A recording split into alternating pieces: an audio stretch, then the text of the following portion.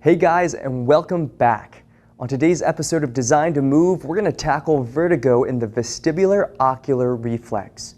Motion sickness, dizziness, instability, ocular headaches are all associated with this common issue. So today we're going to educate you on the topic, including the anatomy involved, the mechanisms that could be at play, how to assess for it, and a suggested intervention for those dealing with the issue.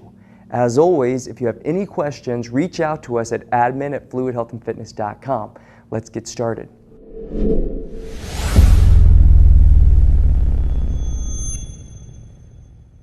So what is dizziness and vertigo anyway? Well, dizziness is defined as an unpleasant disturbance of spatial orientation, and vertigo is a type of dizziness related to the perception of the movement of either one's own body or the environment around them. There are many types of vertigo, including central vertigo, including the vestibular structures in the brainstem, and cranial nerves, peripheral vertigo, including the structures of the inner ear, and cervical vertigo, involving the structures of the neck. One specific common form of peripheral vertigo is known as benign paroxysmal peripheral vertigo, mouthful. It involves small crystals in the cochlea, and it can dislodge and they can affect the function of the inner ear. So what are the structures of this whole thing? Well, the vestibular system consists of a number of structures in both the peripheral and central nervous system. The smallest bones of the body, two small bones in the ear filled with fluid and sensory hair cells, communicate with the eighth cranial nerve and the brain, allowing to sense their body and surroundings relative to motion, head position, and spatial orientation.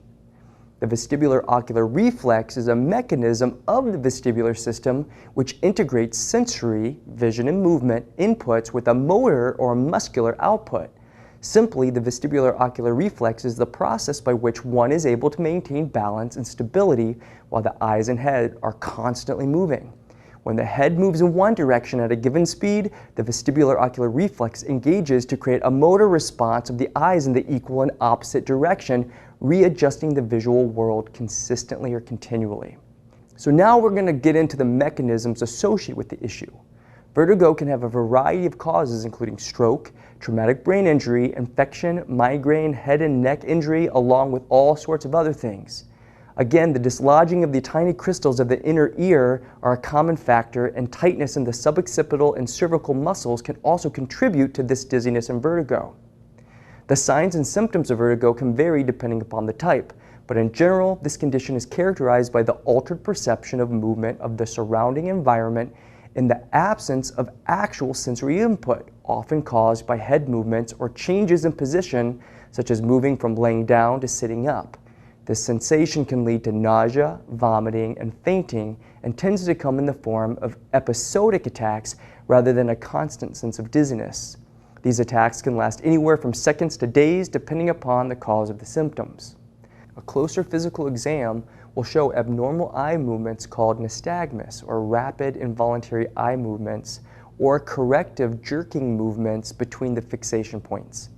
The direction of the nystagmus can give more information about the type of vertigo and should be observed and diagnosed by a healthcare professional. So how can we maintain a healthy vestibular system? Like any muscle or system in the human body, the vestibular system can be trained and improved. One of the best ways to maintain the health of the vestibular system is through balance training, specifically the use of the head and body movements. Training the vestibular ocular reflex in a variety of directions while maintaining a balanced position, such as a single leg balance, can help to strengthen the sensory connection of the eyes to the brain in unstable circumstances. So now that we know the systems involved, we're going to show you how to assess for vertigo with the vestibular ocular reflex. While sitting in a chair, hold one arm straight out in front of you with your thumb up and gaze focused on the thumbnail. Turn the head to the side, keeping the eyes focused on the thumbnail. Note any symptoms including spinning of the environment, inability to focus your gaze, nausea, or dizziness. Perform this again, moving the head up and down. If the assessment triggered any signs or symptoms, you can take advantage of the next segment. Here we're going to show you how to release the muscles that are traditionally short and restrictive of the head and neck mechanics. In this case, we're going to be targeting the suboccipitals and scalenes. Then you'll want to increase the strength of the deficient muscle groups, the deep cervical flexors. Once a more natural base position is established for the head and neck, we'll integrate the vestibulo-ocular reflex with a balance drill. Remember, this doesn't substitute medical guidance, but is a suggested intervention associated with the issue. Make sure to reach out to a qualified health provider if you're experiencing any symptoms. First, we're going to release the scalenes with a self-mobilization exercise.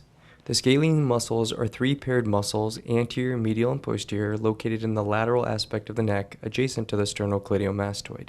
This is the big ropey muscle on the lateral side of your neck. The scalenes act as accessory respiratory muscles and perform flexion and rotation for the neck. The anterior middle scalenes attach to the cervical spine to the first rib, while the posterior attaches to the second rib. Using your index finger and middle finger, define where the collarbone and sternocleidomastoid are located. The scalenes can be found by extending the neck and laterally tipping it to the opposite side. You'll feel the muscles stretch under your fingers. Explore the area, defining the front, middle, and back segments.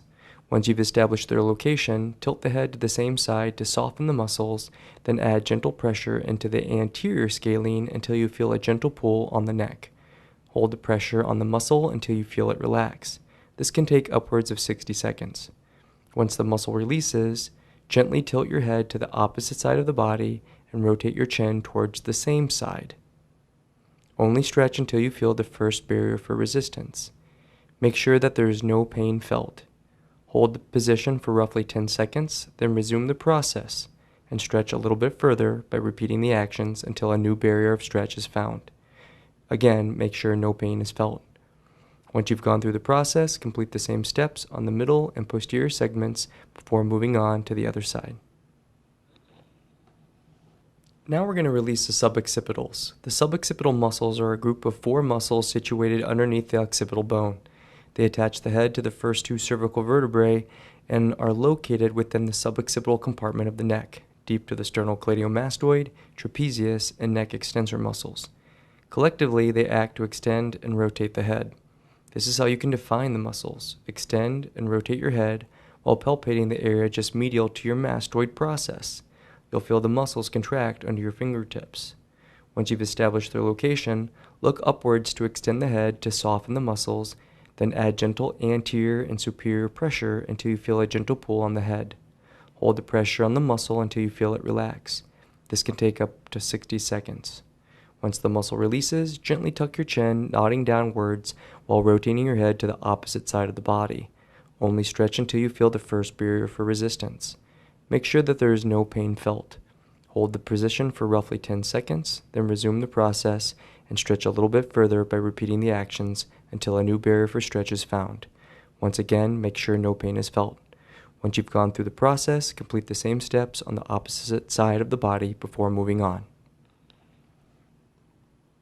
Now we're going to target and strengthen the deep cervical flexors. The deep neck flexors consist of the longus colli, longus capitis, rectus capitis, and longus cervicus. All help you to maintain neck stability and good posture. These muscles are usually weak in relationship to their more superficial partners, the scalene and sternocleidomastoid. They attach directly to the cervical spine and aid in maintaining proper head and neck posture by flexing the upper neck, nodding the chin towards the chest, and pulling the head backwards on top of the cervical spine. These muscles are usually weak and are often associated with neck pain and dysfunction. To strengthen them, begin by standing upright with your head in its natural resting position. Begin the movement by bracing through your midsection, engaging your abdominals. Breathe in for 2 seconds while maintaining abdominal pressure, then tuck your chin, pulling your head backwards over your spine.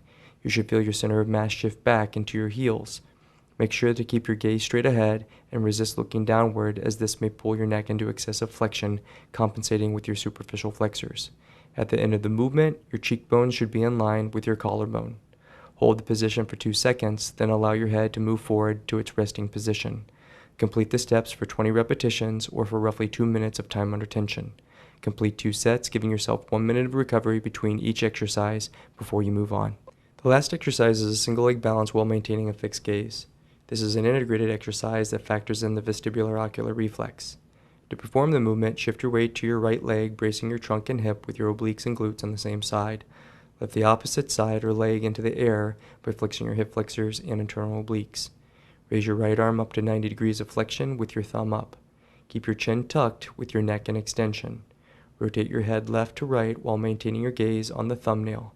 If you feel any dizziness or discomfort, reduce the movement of the head. Make sure that while rotating through the head and neck, your chin doesn't lift away from the chest. Complete 20 repetitions, alternating between right and left rotation. Complete 2 sets, giving yourself 1 minute of recovery between sets. That brings us to the end of our program here, guys. Again, we thank you for joining us. We appreciate you listening and taking in all the information today. Once again, this is just a couple of the relationships linked with these issues.